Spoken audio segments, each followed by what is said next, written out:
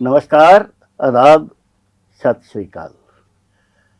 आज के बातें मुलाकातें कार्यक्रम को शुरू करने से पहले जैसा कि आप देख रहे हैं कि कुछ वेशभूषा में परिवर्तन है।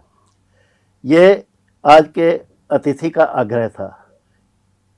उनका कहना है कि जब हरियाणा की संस्कृति पे बात हो, कला पे बात हो, तो एक प्रोटोकॉल भी होना चाहिए। तो उन्होंने तो पगड़ी बांधी ही थी, तो उनका आग्रह पर मुझे भी पगड़ी बांधनी पड़ी है। तो इसके साथ ही मैं आज का कार्यक्रम शुरू करते हुए आपको एक खबर से अवगत करवाऊंगा। वो खबर थी जींद से। हमारे पत्रकार जसमेर सिंह ने अभी कल ही 12 जून को एक खबर भेजी। जींद के एक गांव में सरपंचों ने एक सभा की, उसको ग्रामीण सचिवालय बोलते हैं। उस सभा में उन्होंने चिंता व्यक्त की कि सोशल मीडिया के माध्यम से आज हमारी जो संस्कृति है वो कैसे बर्बाद हो रही है। युवा पीढ़ी की प्रतिभा को कैसे धूमिल किया जा रहा है, बर्बाद किया जा रहा है।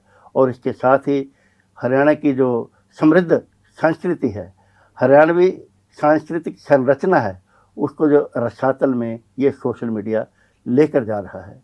इसी चिंता के साथ ही वहाँ पे यह निर्णय लिया गया कि आने वाले 23 जून को एक राज्य स्तरीय सम्मेलन किया जाएगा, जिसमें शामिल होंगी खाप पंचायतें, जिसमें आमंत्रित होंगे प्रदेश भर के सरपंच।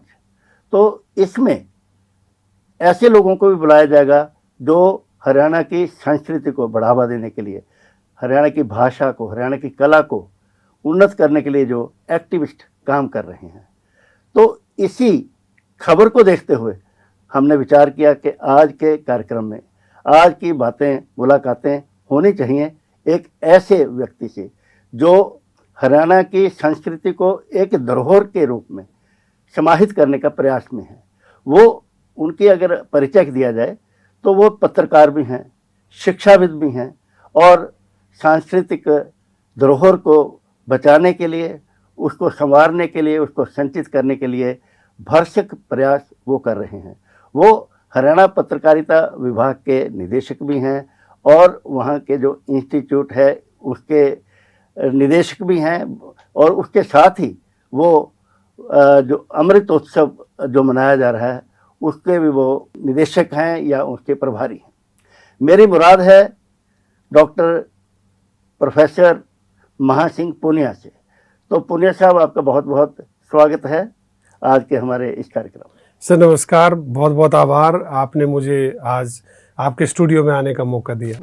आपने जैसे कि मेरी बातचीत से अभी सुना कि एक जींद में एक ऐसा कार्यक्रम हुआ सरपंचों पंचों का। हम यहीं से अपनी बात को शुरू करते हैं कि आप जिस तरह से जुटे हुए हैं इस कला संस्कृति को बचाने के लिए, सोशल मीडिया जो सोशल मीडिया के बारे में जो चिंता व्यक्त की गई है, जो हमारी भाषा को, हमारी कला को, उसको भद्दे तरीके से पेश करने की कोशिश में है, उसको समेटने में, उसको सही रास्ते पर लाने में, या ऐसी संस्थाओं के साथ जुड़कर आप अपनी संस्कृति को बचाने के लिए क्या कर सकते हैं? भूल गए राग रंग, भूल गए जकड़ी, 3 चीज याद रहेगी, नून तेल लकड़ी। आज के इस दौर में जहाँ मतलब भौतिकवादिता, बाजारवादी इतना हावी है, जब हम संस्कृति की बात करते हैं तो बहुत सी दृष्टि ऐसी होती हैं कि उसमें आज संस्कृति के संरक्षण की बहुत आवश्यकता है।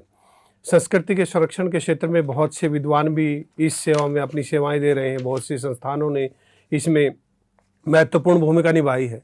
और आज के दौर में जो युवा पीढ़ी संस्कृति के विषय में जिनको अल्प ज्ञान है, वो स्वतंत्र मीडिया के माध्यम से उसका सही स्वरूप जो है प्रस्तुत नहीं कर रही है। तो ऐसे में आवश्यकता है कि सही ज्ञान दे करके सही स्वरूप उसका प्रस्तुत किया जाए, ताकि हमारी जो लोक सांस्कृतिक विरासत है जो सदियों से चली आ रही थी, यानी कि हजारों साल का जो हमारा इतिहास है, उस परंपरा को हम युवा पीढ़ी से जोड़ सकें। इसमें आवश्यकता है एक मॉनिटरिंग की, आवश्यकता है एक चाबुक की, जिसके माध्यम से हमारी जो सांस्कृतिक विरासत है उसको सही रूप में, उसमें फुहड़ता, उसमें भोंडापन वो बिल्कुल भी नहीं आना चाहिए।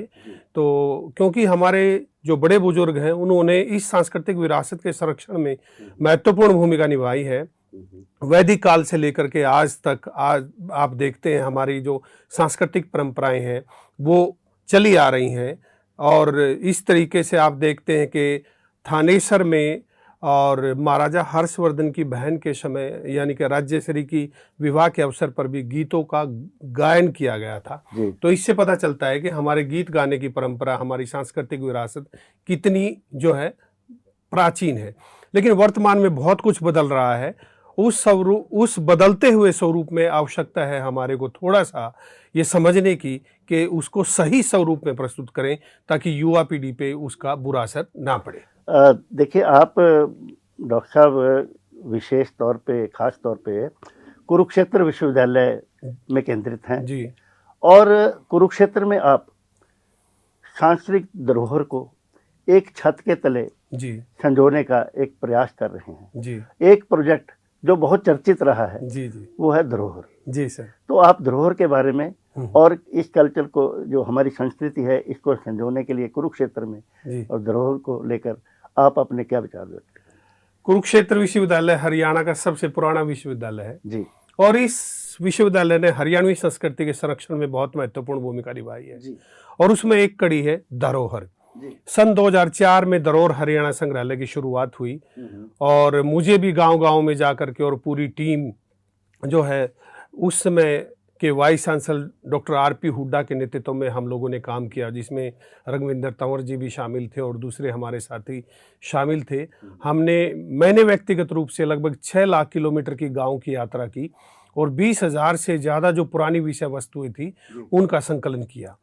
उस समय ये निर्णय लिया गया कि एक संग्रहालय बनाना है, लेकिन इसका स्वरूप कैसे हो, किस तरीके से उसको बनाएं, कौन सी चीज़ उसमें संजोएं, ये निर्णय नहीं लिया गया था। और जैसे हम गांव में गए सुबह सुबह, यानी कि 2-3 बजे भी हम मॉर्निंग में अपनी गाड़ी लेके निकल जाते थे। सुबह सुबह जो गांव में बुजुर्ग होते हैं 5 बजे जो हुक्का पीते हैं, हम उनके बीच में जाकर के बैठ जाते और उनसे संस्कृति की बात करते और उनके माध्यम से ही हमने पुरानी चीज़ों का संकलन वहाँ जो किया है। और उसके अलग अलग सेक्शन, लगभग 50 से ज़्यादा सेक्शन वहाँ पर स्थापित है और 50 लाख से ज़्यादा लोग उसको देख चुके हैं। तो इस दृष्टि से हरियाणा की जो सांस्कृतिक धरोहर को संजोने का काम हमारे विश्वविद्यालय ने किया है, उसमें बहुत महत्वपूर्ण कार्य उसमें हुआ है और 100 से ज़्यादा देशों के जो प्रतिनिधि मंडल हैं वो हरियाणा की सांस्कृतिक धरोहर को देख चुके हैं।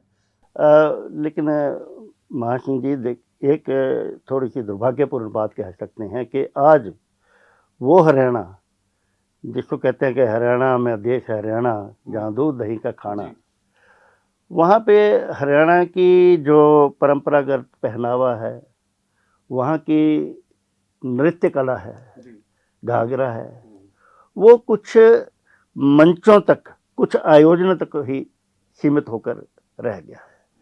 तो ऐसे हमारी जो विभिन्न जैसी बोलियां हैं, एक और कहावत भी है कि कोस कोस पे पानी बदले, 4 कोस पे बाणी।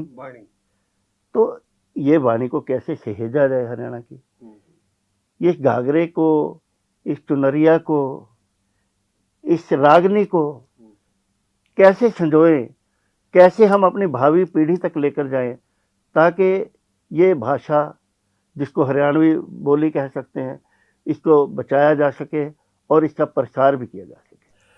देखिए सर, हरियाणा के विषय में कहावत है कि गंगा जी के प्यार में, सरस्वती कंठार में, जमुना गगरधार में, हमारा बसे देश हरियाणा रहे। हरियाणा की एक अपनी सांस्कृतिक विरासत है। हरियाणा शब्द, हरियाणा बना बेशक 1966 में है, लेकिन इसकी जो प्राचीन परंपरा है, मतलब हजारों साल का इसका इतिहास है। जहां तक आपने कहा कि इसको कैसे संजोया जाए, इस तरीके से जैसे हमने धरोहर हरियाणा संग्रहालय बनाया है, इस तरीके से जिला स्तर पर यदि हर जिले की जो विशेषता है उस विशेषता के अनुसार छोटे छोटे संग्रहालय बने, एक तो इस तरीके से संजोया जा सकता है।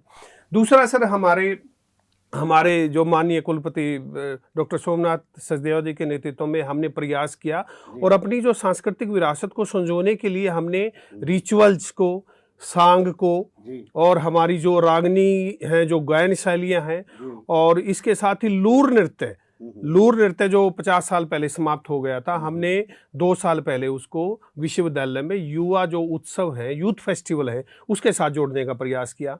इसके साथ ही हमने हरियाणवी फैशन शो उसको भी जोड़ने का प्रयास किया। इसके साथ ही हमने एक प्रतियोगिता रखी, जो पुराना सामान युवा छात्र लेकर के आएगा उसको हम सम्मानित करेंगे। तो इस तरीके से हमने एक प्रयास किया और वो प्रयास अब धीरे धीरे फलीभूत होने जा रहा है। उसका परिणाम ये हुआ कि इस जो पुरानी परंपरा को हमने हरियाणवी फैशन शो के साथ जोड़ दिया।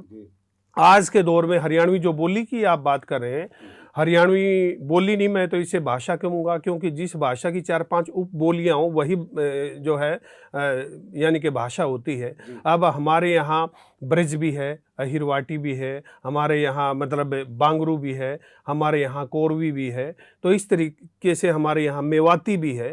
तो हरियाणा देखने में छोटा लगता है, लेकिन ये खादर है, बांगर है, बागड़ है, ब्रज है, मेवात है, अहिरवाल है, इतनी सांस्कृतिक विविधता हमारे यहाँ देखने को मिलती है।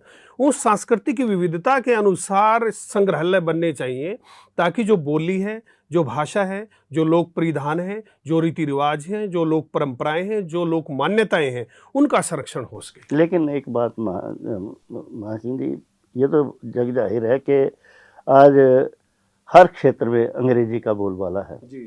कोई भी व्यवसाय में जाना है, बच्चों ने अपना भविष्य संवारना है, तो अंग्रेजी उसमें लागू होना जरूरी है।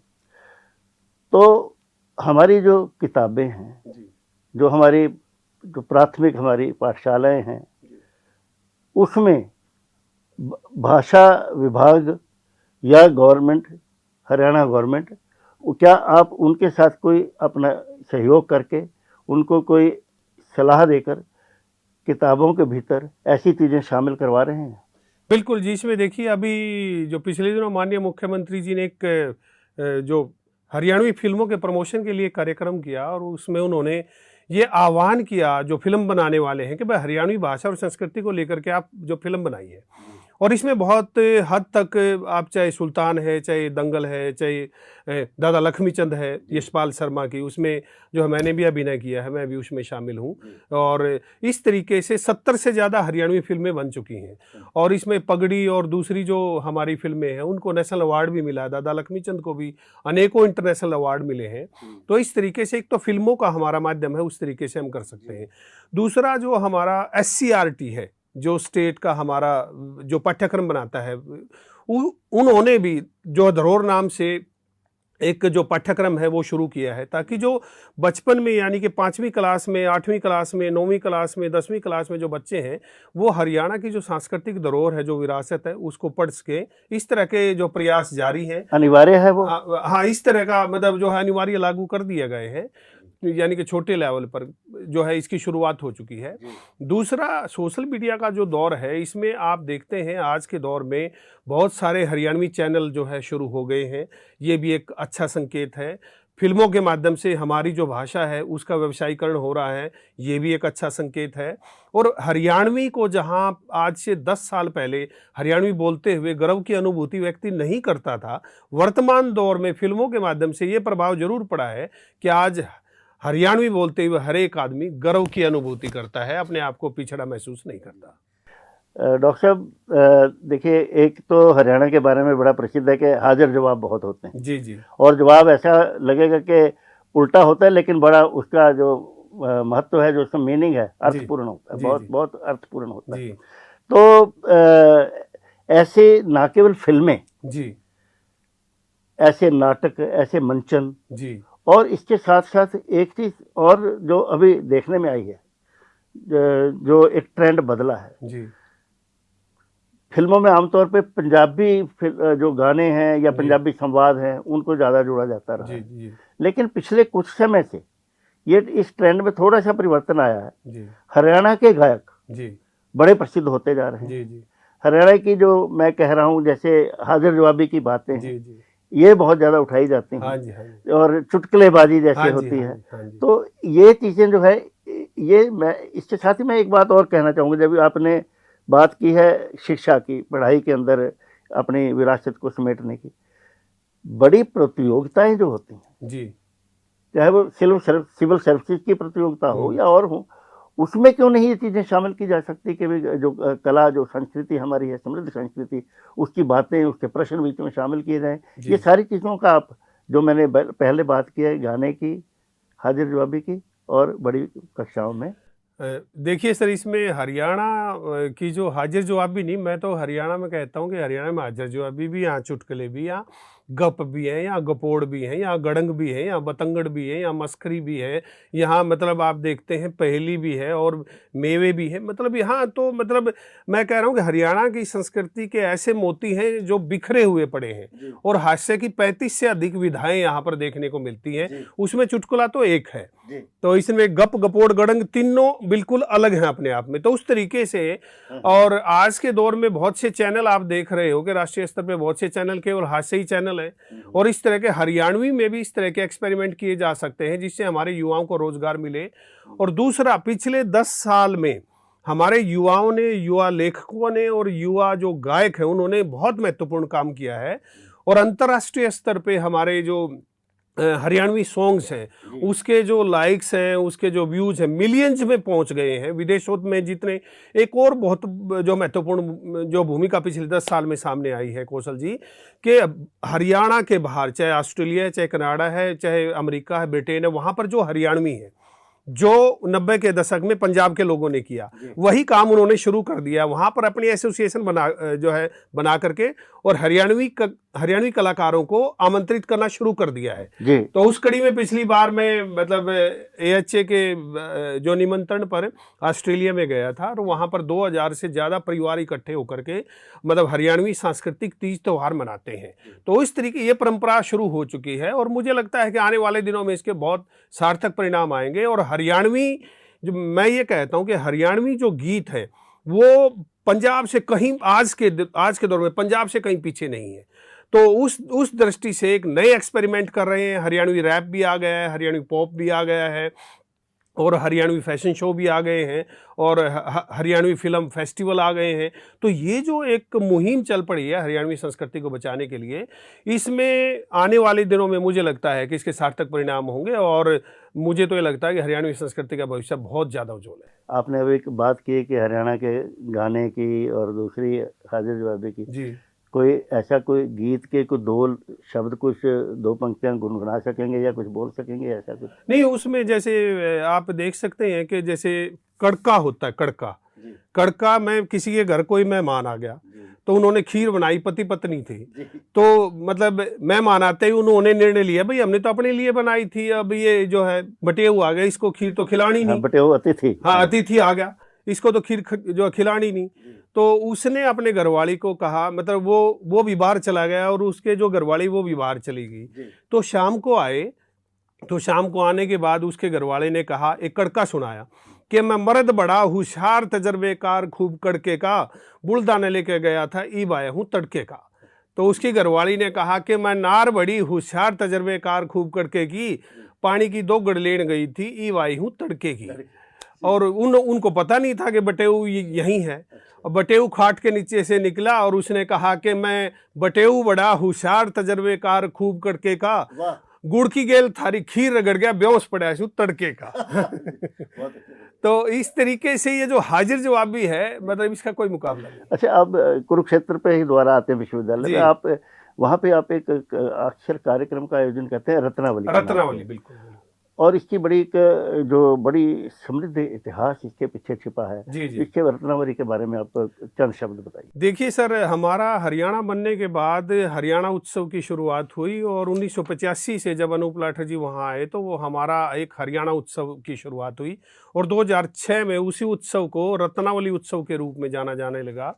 रत्नावली वास्तव में हर्षवर्धन द्वारा लिखा गया एक नाटक है, उसका एक पात्र है, और उसी रत्नावली को लोक जीवन में किसी न किसी रूप में, आंशिक रूप में देखने को मिलता है।